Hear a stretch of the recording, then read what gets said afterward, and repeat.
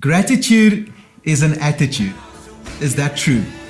As we nearing the end of this year and we are looking back and we're looking forward, we're just going to ask the question, what does it mean to be grateful? What does it mean to live thankful? I want to invite you to join me for 2 weeks as we consider this. During this time, there will also be a little celebration report of 2022, and I want to invite you to also take a look at that. Please join me for the next 2 weeks.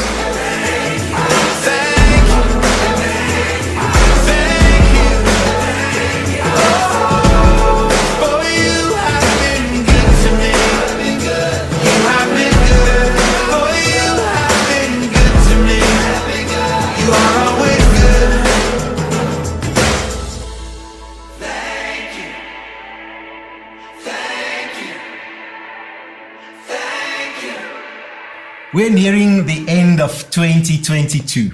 And if we think back about these last few years, this season, I imagine that it's actually very easy to be grateful because we went through a roller coaster ride of a global pandemic, of political instability, of economical crisis.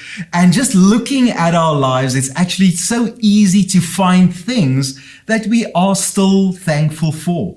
But the question is what is gratitude? Is it just this attitude that I have? Does it mean that I kind of carry something positive inside of me? Does it mean that I just see the silver lining on the dark cloud?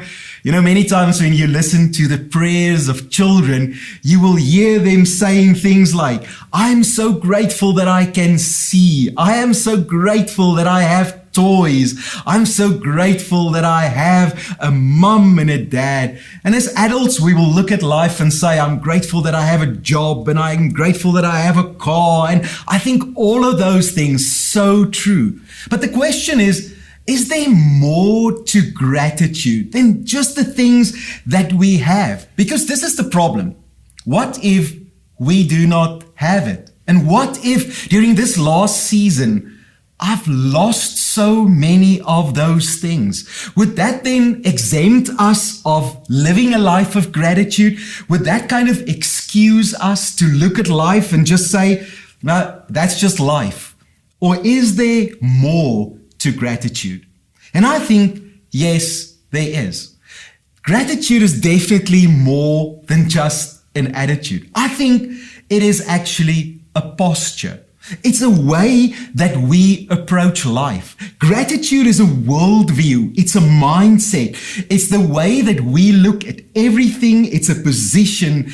It is the opposite of not having faith, of not having hope in our lives. So as Jesus followers, gratitude says that God is faithful. God fulfills His promises. God will meet my needs. Therefore, I am content, I am secure, I am cared for, I'm loved, and I have a purpose. Ingratitude would say, I'm not really sure. I don't really know if God cares. I don't even know if God is close or maybe at a distance. I don't know if God is good, at least not for me. I don't even know if God is. Therefore, I lack. I need more. I'm a victim. I'm insecure. I'm unloved. And I have no purpose. You see, gratitude is a worldview thing for a Jesus follower. Being thankful has way much more to do with worship than what we have or what we do not have. James 1 verse 17 says the following. It says, every good and perfect gift is from above, coming down from the Father of the heavenly lights, who does not change like shifting shadows.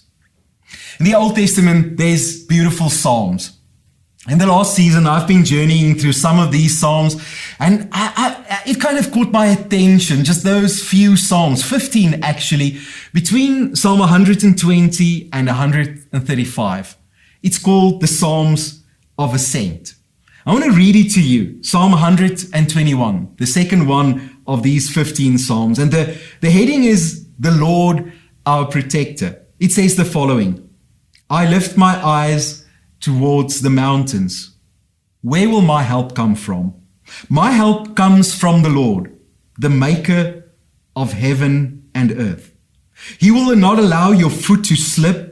Your protector will not slumber. Indeed, the protector of Israel does not slumber or sleep. The Lord protects you. The Lord is a shelter right by your side. The sun will not strike you by day, nor the moon by night. The Lord will protect you from all harm. He will protect your life. The Lord will protect your coming and your going, both now and forever. What I want to state today is that for a God follower, for a Christ lover, gratitude has a main character. And that makes it an issue of worship. This little psalm has a backstory.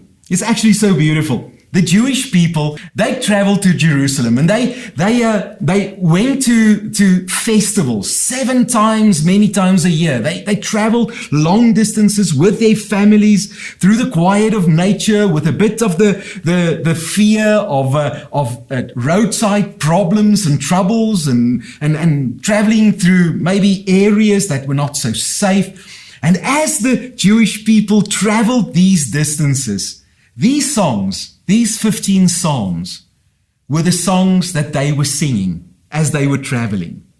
So can you imagine that some of these families over many years, for 7 times every year, were singing these psalms? I think in our context today, we would look back at folk songs. And in Afrikaans, I think many people will know Sari Mare. And it was almost in that context that these people were singing these songs. It was so familiar to them. And what they were singing was actually a little tongue in the cheek with the heathen people of that time. They were joking in a certain sense with the truth that they carried. Because the heathens of those time, they would say, I would look up to the mountains. And then when they looked up to the mountains, they usually saw the altars of their gods built on the mountains. And whenever they went through difficult situations, they would look up at the mountains, they would see the altars of their gods, and that would kind of remind them about the fact that they need to bring sacrifices to these gods because these gods provided for them. Now the people of God were traveling and they were singing. They were saying, look up at the mountains. And then they asked the question and they said, where does our help come from? And then the answer was actually so riveting as they actually said, when we look up to the mountains, we see no altars. We don't see fortresses of our government protecting us. That's not what we see. When we look up at the mountains, we actually lift our eyes higher than the mountains. We see higher. We don't just see the altars. We don't just see the fortresses. We look higher. And then they answered, my help comes from the Lord, the maker of heaven and earth. It was God's people's way of saying, guys, when we experience life, we don't just look up at the mountains. We don't just look up at provision.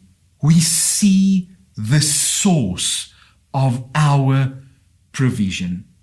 We look higher. We look above our hurts and our pain and our lack. We look above our privilege, our haves and our victories. We look above our haves and our have-nots. We see Him.